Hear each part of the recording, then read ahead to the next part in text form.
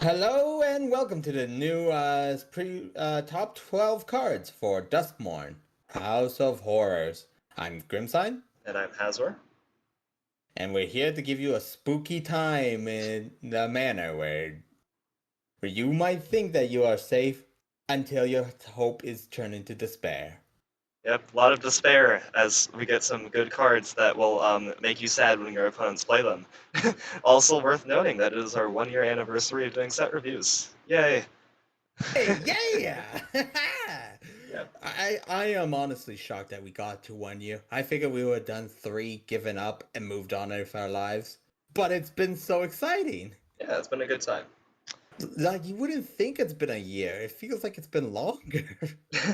Yeah, I mean, Magic does develop a lot with their increased set releases. This one being probably like 2 months since Bloomburrow. I don't know the number. I don't know. I haven't been playing much Arena anymore. That's fine. That's not really a good sign to tell the viewers, but I still know as a what's going whole, on. he is basically hosting every tournament, the top eight type situation, and make sure. So it's not like he's behind on the meta. Nope, that I am not. But anyway, you want to kick us off with our 1 year set review? Sure thing, but first we'll start with our honorable mention. Now, Duskmourn has a whole enchantment theme, and this card is a cycle. But we're going to be talking about the one in particular, Enduring Curiosity. For 2 and 2 blue, you get a Cat Glimmer enchantment creature that has flash, and whenever a creature you control deals combat damage to a player, draw a card, and when Enduring Curiosity dies, if it was a creature, return it to the battlefield under its owner's controller as an enchantment. So that is also not a creature, and it has the stats of 4 power, 3 toughness. Now, in general, a lot of people love card draw. That it's no shock that people like card draw. And the enduring cycle is basically they give you an effect you want, but if the creature dies, no worries, you can still keep the effect, just not as a creature. And honestly, curiosity is one of the best of the five, just because since it wasn't saying one or more creatures, but for each creature that deals the damage, you're going to be drawing a lot. Yeah, I mean, the most comparable card to this one is Toski, which is that green 1/1 swirl with Indestructible that has the same line of text that whenever a creature you control deals combat damage to a player, draw a card. The thing is, this card is much better because, for one, it's in blue, and blue has some aggressive tempo decks. For two, it has flash, so you can either hold up your counter spell or play this. And three, it can actually hit for more than one damage. So it pretty much is indestructible based on that enchantment returning as an enchantment effect, but it also just does all the things that already decent cards do, but better. So I think we'll see this played in some tempo decks. Not to mention, the fact is, you brought up Tolsky, and the best part about Curiosity, it doesn't have to attack each turn if able. Yep, ah, it can stay back and block your opponent's 2 power creatures. but honorable mentions are not the top 12. So, Yep. Hazor, will you like to start us off with our top 12? Yes, I'll start us up with number 12, which is called Overlord of the Hauntwoods. It's 3 green green for a 6/5 enchantment creature avatar horror. It has impending 4 for 1 green green, which means you can cast it for 1 green green and it will enter as an enchantment instead of a creature with 4 time counters. And at the beginning of your end step, remove time counter from it, and then when it has 0 time counters on it, it is a creature again instead of an enchantment. And it also has, whenever it enters or attacks, create a tapped colorless land token named Everywhere. That is every basic land type. Basically, what this is kind of doing is a mini Primeval Titan impression. Primeval Titan being a very, very good card, as many people know. But often, even though it is decent stats for 5 mana and makes a land on enter, you're probably casting it for its 3 mana cost, making a land, and then in 4 turns you have a big threat that your opponent probably has to deal with really fast. And there's even if you don't want to just have wait those 4 turns, you can use cards that can like flicker it type situation, so that it re-enters as a creature to be able to be aggressive right away. Or you can even just use cards like Solemnity or some ways to remove those counters to accelerate it coming out. Yeah, another interaction that's worth noting is that I believe Calyx Scattered by Fate is the name, the 3 mana creature, can actually copy these overlords when they are suspended or impending, because they're actually not legendary as much as you might think they are. So they can be copied and just become 6/5 creatures even if you play them for 3 mana. Honestly, I'm really excited to see if these actually do see a lot of play or not. Yeah, it's a decent card.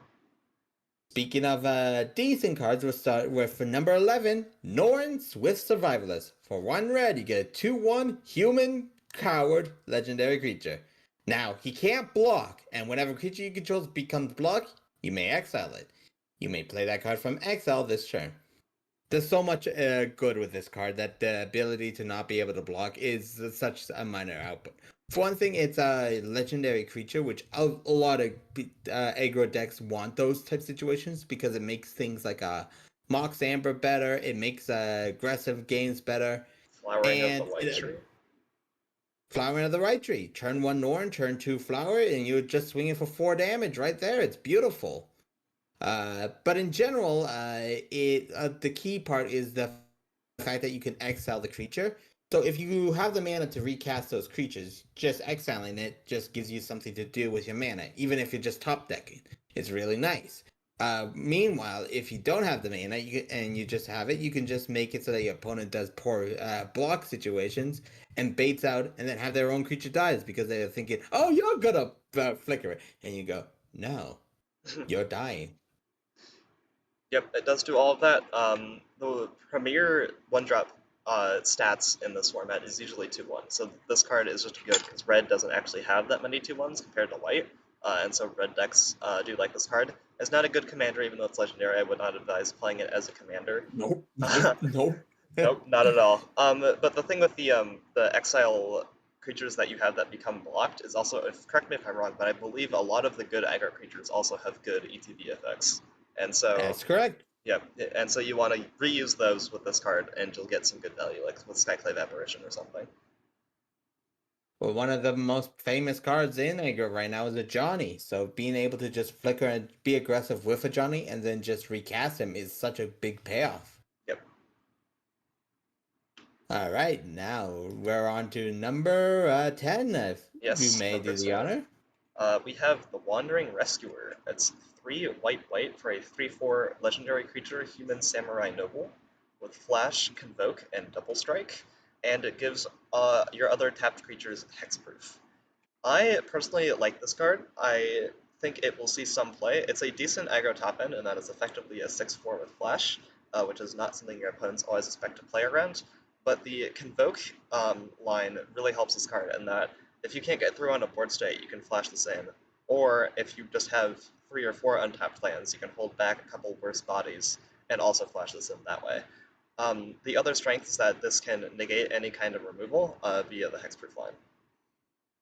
Honestly, I am so excited for this. I do think that this is going to be good as in the 99, but as far as commanders, it's probably not going to be the commander. You'd rather have it in the 99 Yep. because in general, having it be a surprise card is a way more better impact than just having it be a 3/4 double strike that you can cheat out early.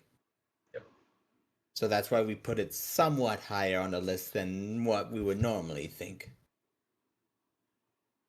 All right. Anyway, moving on, we got one of my personal favorite cards in number 9, the Dollmaker Shop or in Porcelain Gallery. It's the first room we're talking about. Room is basically you cast either or side. So I'll start with Dollmaker Shop. Dollmaker Shop is for 1 and a white, makes a room that whenever one or more non-toy creatures you control attack, create a 1/1 white toy artifact creature token. Now, for the Porcelain Gallery, for 4, 2 white, you get a room that makes creatures you control have base power and toughness, each equal to the number of creatures you control. Now, you can cast it as either or, then you can do as a special action at Sorcerer Speed, pay the mana of the other cost later on to get both effects, which is fully unlocking a room. And honestly, this card is going to be insane for aggro decks. The ability to just get another body every time you attack is value enough. But in general, it also is just an end gamer once you get to the 6 mana because now you just get 3 bodies. They're now all 3/3s. You just make a bunch of, you just go aggressive with something like a Tajik or a Johnny, and you're just getting more and more value as the game goes on. Honestly, I think this card is going to just see a lot of play just because it's easy to come out and late game just ends games. Yeah, the good things this card does is that it's basically a mini Adeline fused with a mini Craterhoof Behemoth. And both of those cards are very good cards, especially if your Craterhoof Behemoth is 6 mana instead of 8 mana.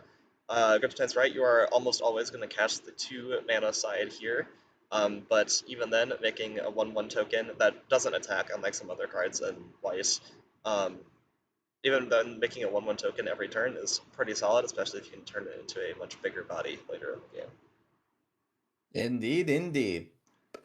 Alright. But now to get away from the tokens, we got number 8. 8. Yep. And at number 8, we have our first special guest. We have Maddening Hex. It is 1 red red for an enchantment or a curse. With Enchant Player, whenever an enchanted player casts a non creature spell, roll a d6. Maddening Hex deals damage to that player equal to the result. Then attach Maddening Hex to another one of your opponents chosen at random.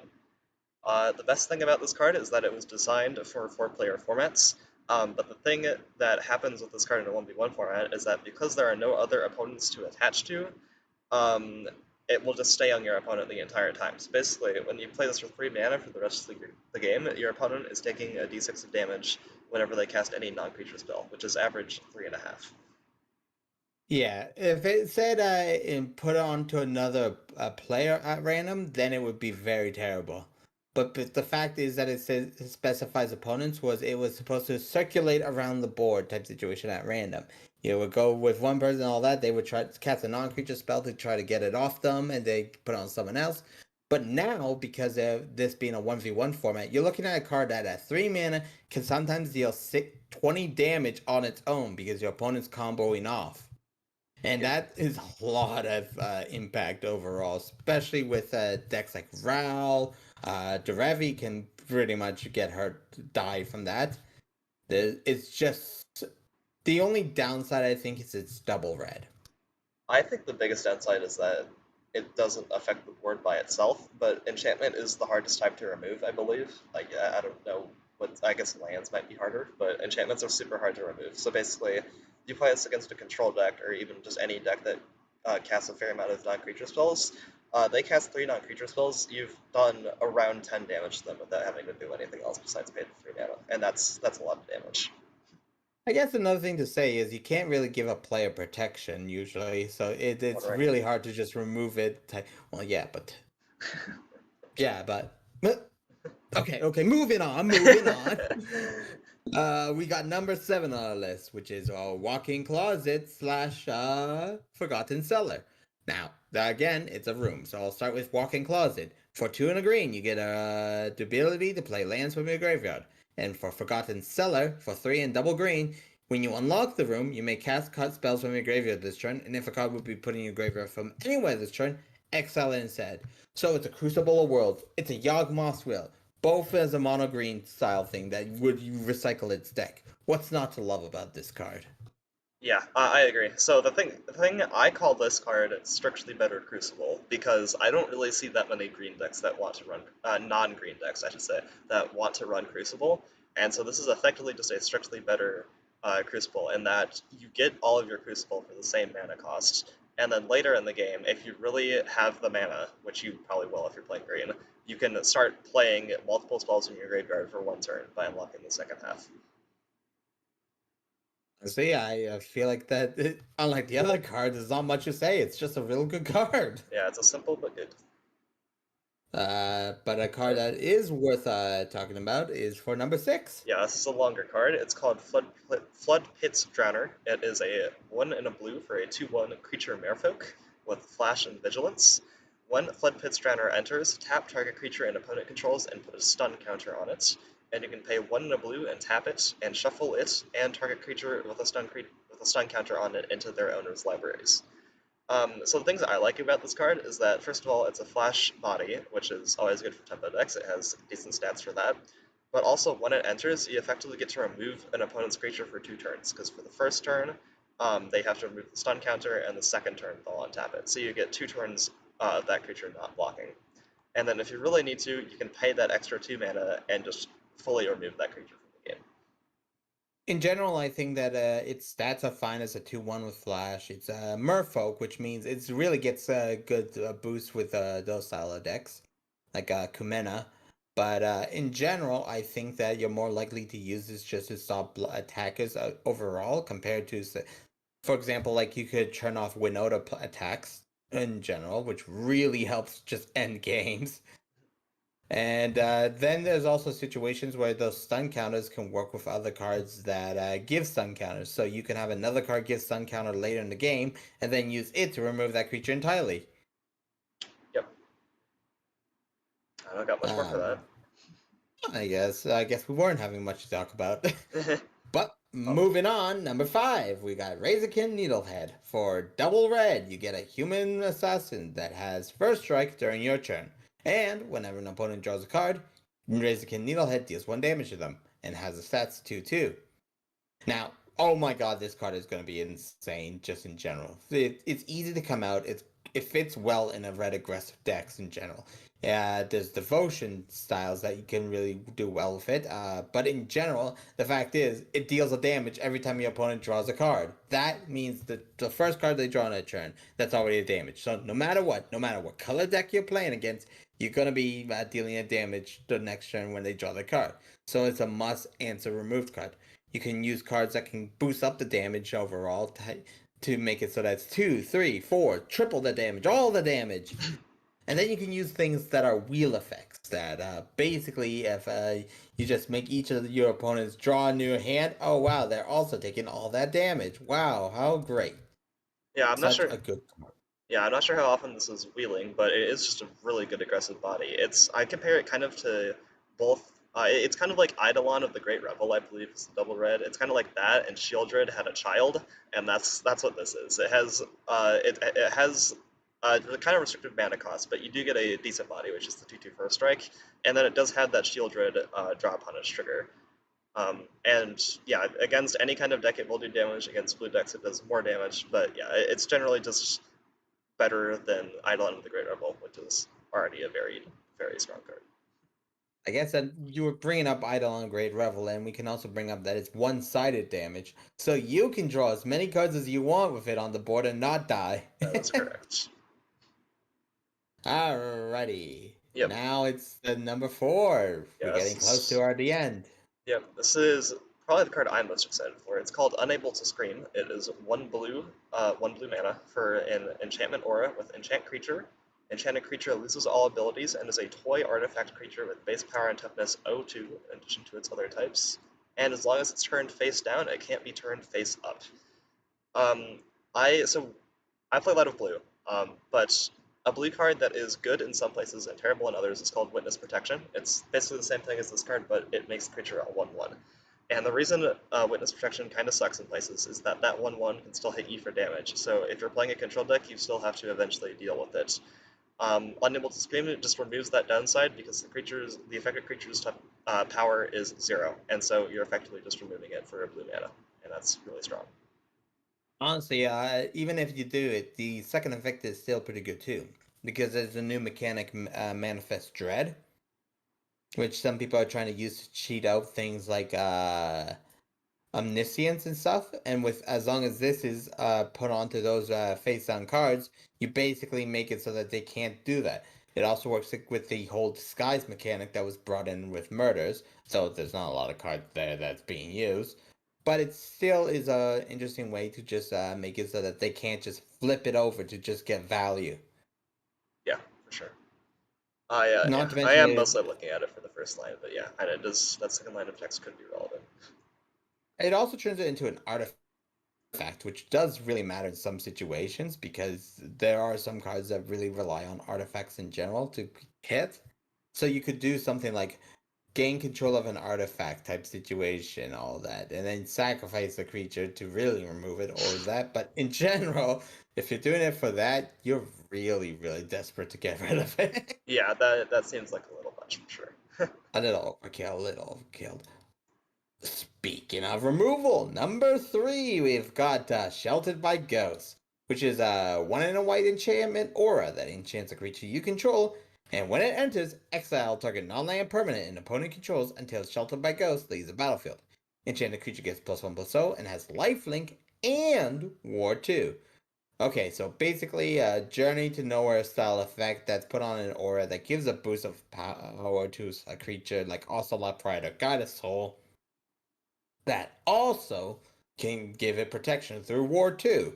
So basically, you can take out a One Ring, you can just do that to take out Sheoldred, Teferis, all that. There's so much you can hit. And because the creature itself will have Ward, now it makes it harder to get that card back. Yeah. I think this card's really strong, especially in something like Light Paws. It will definitely be more in the aggro decks because aggro decks have the creatures to enchant with it. The Ward 2 does help with the downside of this card in that if your creature dies, the enchantment dies and your opponent gets their thing back. I also like that it has lifelink because it makes it, if you're playing it in an aggro deck, it makes your damage raise a lot more winnable because life gain. The only thing I will say is that I don't think this card is great if you don't play a lot of first strike creatures, because if you're just playing it on a creature with that first strike, you can't really attack or block with it if you want to keep this aura up. Indeed, it makes it more risky to do.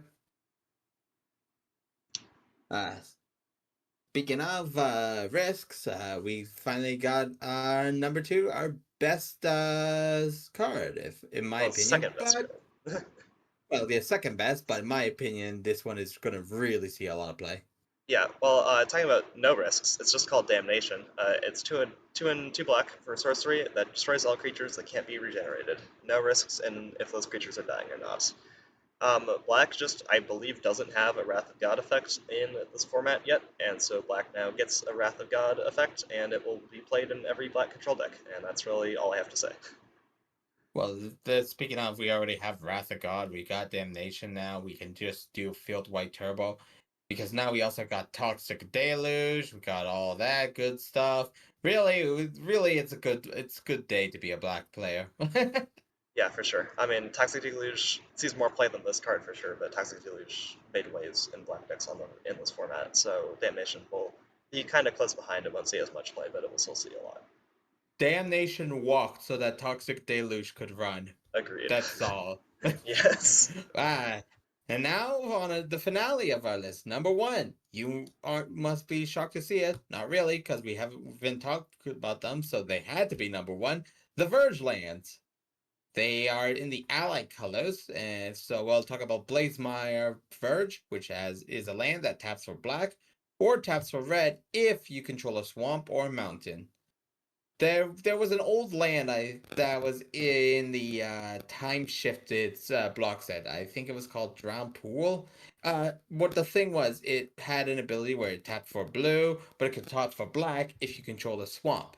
These lands are much more improvement to those effects in general, and just are going to see a lot of play. It's easy to replace a land with. They are basically check lands that enter untapped guaranteed.